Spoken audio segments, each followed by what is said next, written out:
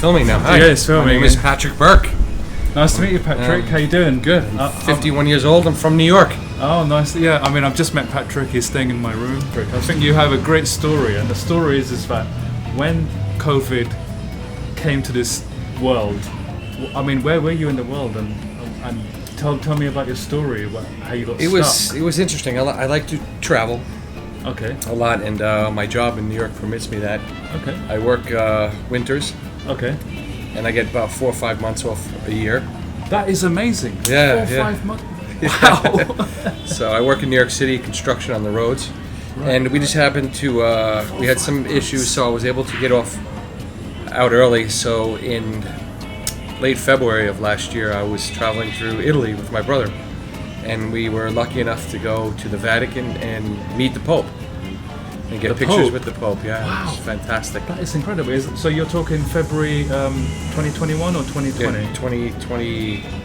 Just 2020. Before, before the lockdown. Just when it came in, and wow. We were traveling through Italy, and we're in southern Italy, and they were talking about this thing, COVID, that was coming from Slovenia. Right. That's where it had started, apparently, and it came, I guess, through Trieste, which is the north of Italy. So they kept telling us in the hostels that you're going to have to leave soon, you're going to have to get out of the country.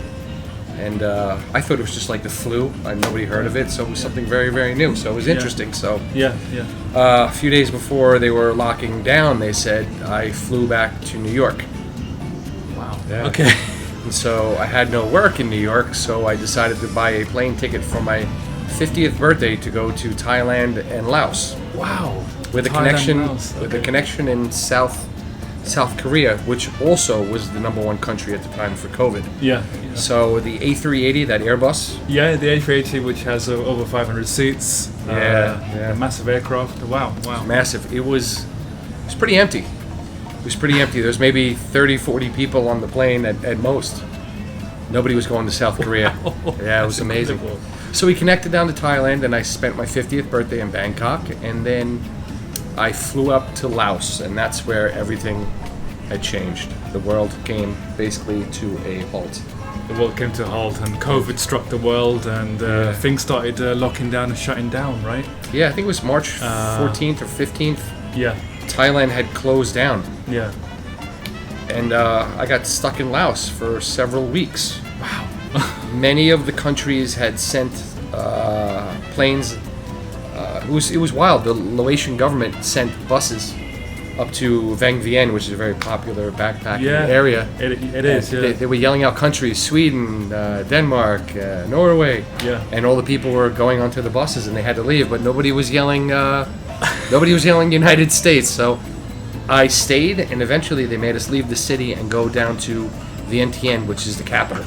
But unfortunately, I was unable to get into Thailand because Thailand had closed. And my return ticket was from Bangkok, through Seoul, South Korea, to New York. Okay. Yeah. Wow. Okay. So you went back to South Korea, and then you finally, after 3 weeks in Laos, they had sent a plane from South Korea because Thailand was not budging. They weren't letting anybody in. They weren't letting anybody in. So Thailand at that time weren't letting anybody in, and so Patrick was stuck here. I mean, how was your 3 weeks in Laos? I mean, when being stuck. I enjoyed Laos, but unfortunately, it wasn't the Laos that we all know. Being stuck in the capital, you weren't allowed off the block. There was certain hours that you were allowed to leave your hostel and go get food. So it's a full-on lockdown. They'll go full-on with the rules and very strict. Very, very strict. So, did you feel a bit afraid as well, a bit nervous, or? I was concerned. A lot of countries, I think it was Australia, a couple other countries, we were protesting at the embassies. Oh, right, okay. To try to get some type of help or information, but unfortunately, nobody knew. This is all new. This is all new. Yeah. It's not now, 2 years later, but at the time, Oh, so thank you so much for sharing that. No worries. So I've met Patrick here in Dominican Republic. I'm in the capital, Santo Domingo. Isn't it amazing? I mean, that's what traveling's about. You travel around, you explore, you stay in hostels, and that's where you meet amazing people. Like I met Patrick just now, literally just. TravelMaxNY is my Instagram. TravelMaxNY. I have 82 countries now. Fantastic. That I've traveled to. So there's another gentleman here in the hostel you might want to meet who has 180. Wow, 180. Okay. 180. He's trying to get into Venezuela, and that's his toughest. That's tough right now. Yeah, but he's been to Afghanistan and Iraq and all the other countries. Okay, so, okay. So, thank you very much. So I'm on Instagram too. I'm starting out vlogging and social media. I want to make it more popular. So I'm the Fun Traveler with double L, Traveler. Ah. The UK version. Fun Traveler. The Fun Traveler. Okay. But just thinking whether I should go back, start with my first journey in China, 2009, or start now and then retrospectively just fill in all of my past experiences. But I'm just figuring that out at the moment. But anyway, thank you guys for listening, and I'll see you next time. Thank you very much. Anyway, guys, I hope you enjoyed that video.